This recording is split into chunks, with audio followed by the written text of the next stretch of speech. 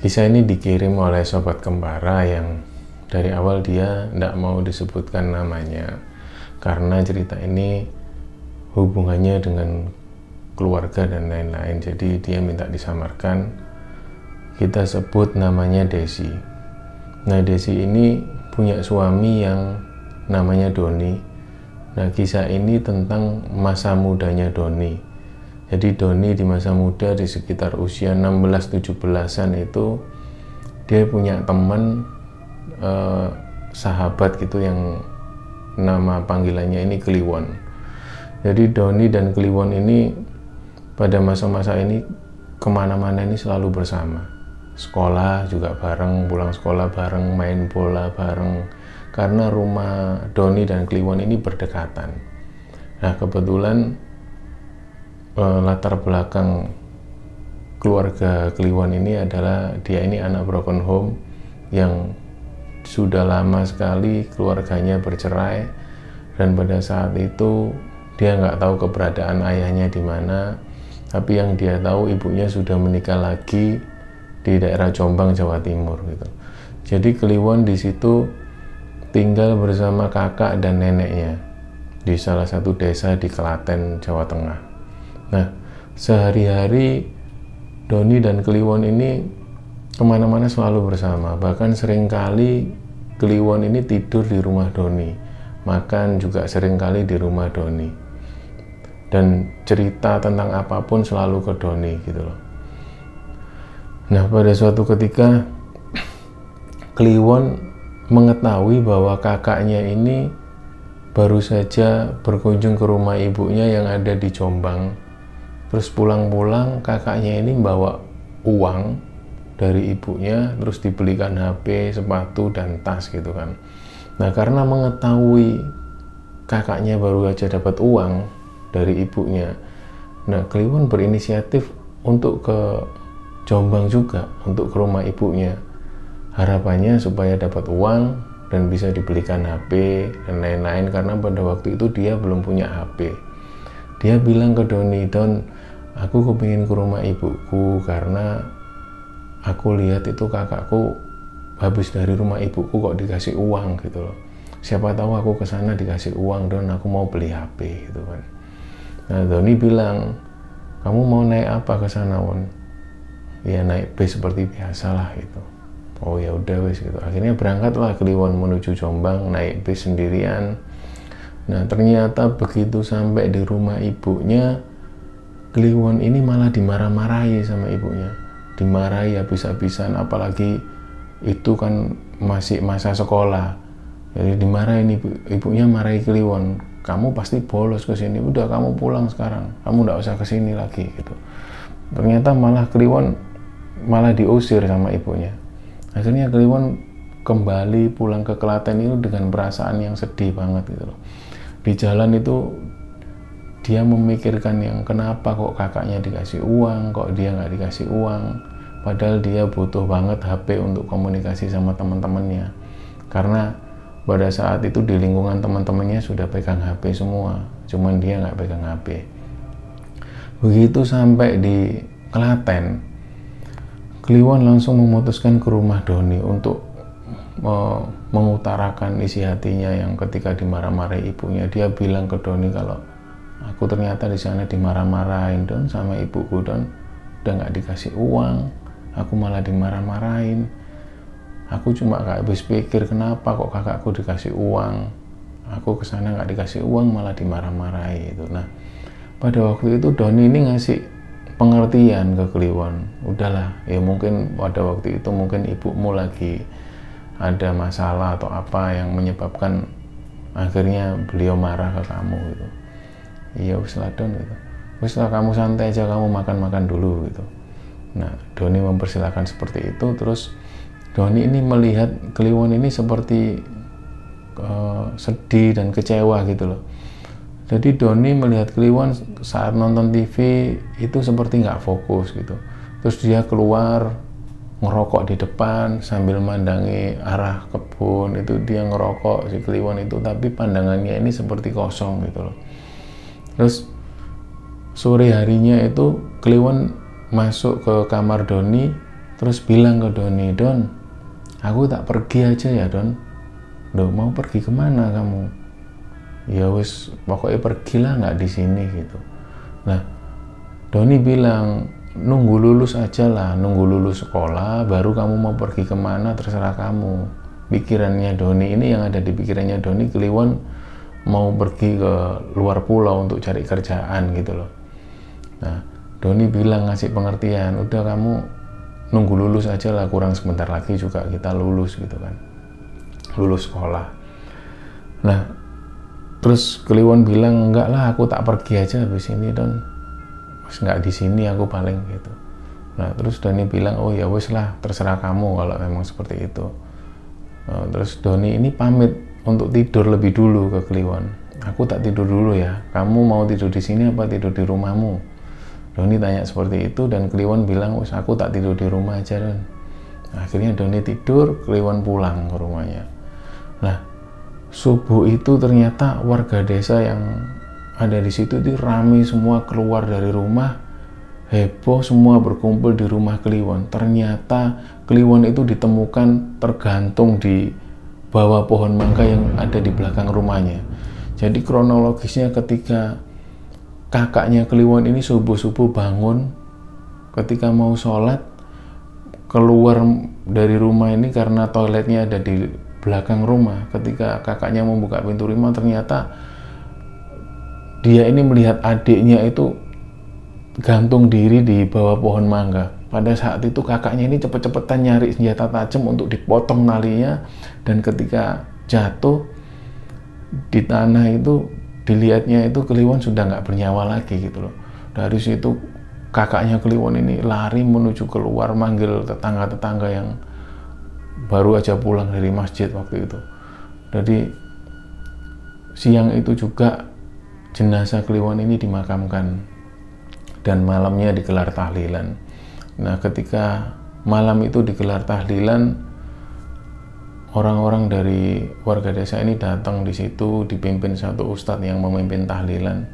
Nah ketika tahlilan berjalan, di tengah-tengah tahlilan ini tiba-tiba sosok Kliwon ini muncul dari arah belakang rumah, jalan seperti orang yang biasa melangkahi orang-orang yang lagi tahlilan. Jadi dengan santainya gitu jalan menuju keluar rumah, dan orang-orang yang tahlilan ini kan kaget semua lari. Jadi hanya tertinggal ustadz dan satu pamannya Kliwon yang ada di situ. Masih duduk di situ, masih dengan tenang, masih baca ayat-ayat Quran itu. Dan Kliwon ini seperti kembali lagi masuk ke arah rumah dan menuju ke ruang makan. Jadi ruang tamu yang dibuat tahlilan tadi ini hanya dibatasi satu lemari besar, kemudian ada ruang makan. Lah disitulah paman Kliwon ini dengar, pamannya dengar itu seperti kursi yang ditarik serak gitu, terus kemudian ada orang yang duduk gitu. Kemudian pamannya bilang, "Le, kowe lapo kok neng kene le?" gitu. Nah, ternyata dari arah ruang makan ini Kliwon ini jawab, "Iya le, aku njaluk rokok le," gitu. Nah, seketika itu juga pamannya Kliwon ini menyerahkan rokok sama koreknya, dilempar ke arah belakang. Nah, terus muncul suara seperti orang yang menyalakan korek api, cek, sedang menikmatin rokok gitu. Dibiarkan aja waktu itu. Terus pamannya bilang, "Le, kowe mari ngene balik ya le, nggonmu ora wis nang kene wisan. Ya, kowe mulia ya," gitu. Terus Kliwon ini jawab lagi, "Iya le, mari rokokan le." Begitu nggak lama kemudian ini tiba-tiba kursi ini tergeser lagi, terus pamannya ngintip itu ternyata sosok Kliwon ini jalan seperti biasa keluar dari rumah menuju ke pohon yang tempat di mana Kliwon bunuh diri. Setelah itu seperti menghilang gitu loh. Akhirnya hari itu, malam itu juga orang-orang yang tadi lari dari tahlilan ketika melihat sosok Kliwon ini, beritanya menyebar kemana-mana kalau Kliwon ini gentayangan gitu loh. Jadi semua warga ini ketakutan karena mendengar berita ini. Malam selanjutnya desa ini sepi karena isu sosok Kliwon ini yang gentayangan gitu loh. Dan ternyata benar, di atas Isya, di atas jam 7 malam ini ketika desa ini sepi, beberapa warga itu melihat sosok Kliwon ini jalan seperti manusia biasa, hanya dengan wajah yang pucat dan kebiru-biruan itu jalan seperti biasa keliling kampung. Dan orang-orang yang ngintip dari arah jendela ini melihat betul sosok Kliwon itu jalan. Nah, akhirnya warga ini ketakutan gitu loh. Kadang-kadang itu juga Kliwon ini duduk di atas becak dengan santai, melihat arah kampung gitu. Karena kampungnya sepi gitu loh. Dan dia ini seringkali menampakkan wujudnya dengan situasi yang seperti manusia. Dan tanpa menakut-nakuti sama sekali gitu loh. Waktu itu ada salah satu warung di desanya itu yang biasanya Kliwon juga membeli rokok eceran di situ. Nah, saat warung itu sudah mau tutup menjelang jam 7 malam, itu ada anak-anak muda yang masih duduk-duduk di situ, dan ibu warung sudah mulai nutup warungnya. "Ayo, arep tutup warungnya, wes lang mulai," gitu. Nah, anak-anak muda yang nongkrong di situ ini sambil ngerokok, nggak lama kemudian ini ada sosok Kliwon di belakang itu bilang ke ibu warungnya, "Bu, kopi bu, rotok pahit bu." Nah, anak-anak yang lagi nongkrong di situ noleh ke belakang ini melihat sosok Kliwon dengan wajah pucat yang kebiruan, lari semua. Wah, Kliwon, lari semua. Dan ibu warung ini juga bergegas nutup warungnya terus masuk ke dalam rumah gitu loh. Akhirnya setiap malam ini warga ini juga ketakutan. Ada salah satu warga yang kita sebut saja namanya Pak Ahmad. Karena Pak Ahmad ini punya hewan peliharaan burung yang biasa ditaruh di depan rumah. Jadi setiap malam itu selalu dimasukkan sangkarnya menuju ke dalam rumah. Waktu Pak Ahmad ini masukkan sangkar itu tiba-tiba dengar seperti suara orang yang lagi nangis gitu di luar rumah itu. Nah, saat itu Pak Ahmad coba mendengar samar-samar gitu. Akhirnya coba nak didengarkan sama Pak Ahmad tetap masukkan sangkar burungnya itu. Kemudian pas mau bawa masuk sangkar burungnya yang kedua, itu suara tangisan ini semakin keras gitu loh. Nah, akhirnya Pak Ahmad ini penasaran, ini siapa yang nangis kok malam-malam gini. Terus dicoba dilihat dari arah luar itu, ternyata di bawah pohon itu ada sosok Kliwon itu yang dengan pakai sarung diselimutkan itu sambil nunduk terus nangis gitu kan. Nah, seketika itu juga Pak Ahmad lari, kemudian lari masuk ke dalam rumah terus bilang ke anak-anaknya, "Udah, jangan keluar, ada Kliwon gitu." Nah, sampai orang-orang ini berhari-hari nggak berani keluar malam. Jadi setelah maghrib itu orang-orang sudah masuk ke dalam rumah gitu loh. Nah, suatu malam si Kliwon ini datang lagi di rumahnya sendiri gitu loh. Pada saat itu pamannya masih ada di rumahnya itu, ini ngelihat persis sosok Kliwon masuk dari arah belakang rumah, terus duduk di ruang makan itu tadi, sambil seperti piring dan sendok ini yang seperti gelondangan, kelandang gitu. Didengerin terus sama pamannya. Terus pamannya sekali lagi bilang gitu, "Le, kowe ilang mulai ya le ya, wis ora usah nang kene lan ya le ya." Gitu. Nah, Kliwon ini diam, sejenak diam, terus pamannya dengerin. Nggak tahu kenapa tiba-tiba ini Kliwon ini teriak, sambil marah seperti itu.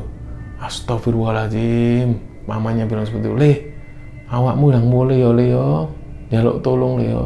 Nah, si Kliwon ini masih dengan posisi yang marah, gitu. Seperti orang yang marah gitu. Akhirnya pamannya keluar, manggil warga yang rumahnya di dekat situ. Tapi ternyata warga ini kan sudah ketakutan dengan sosok Kliwon ini tadi. Jadi warga nggak jadi keluar dan pamannya juga nggak berani pulang lagi. Keesokan harinya kakaknya Kliwon sendiri yang mengalami diganggu oleh Kliwon gitu. Pada saat tidur itu ternyata selimut kakaknya itu ditarik dengan sangat keras sekali. Begitu kakaknya matanya kebuka ini melihat sosok Kliwon adiknya sendiri itu dengan wajah pucat yang sambil melotot ke arah kakaknya gitu. Tarik gitu. Astagfirullahaladzim.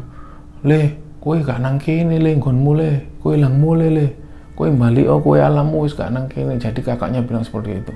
Nah, pada saat kakaknya bilang seperti itu, Kliwon ini masih melotot ke arah kakaknya sambil kayak marah gitu. Nah, pada saat itu juga kakaknya keluar terus lari ke rumah tetangganya gitu. Dia bilang kalau Kliwon datang ke rumahnya.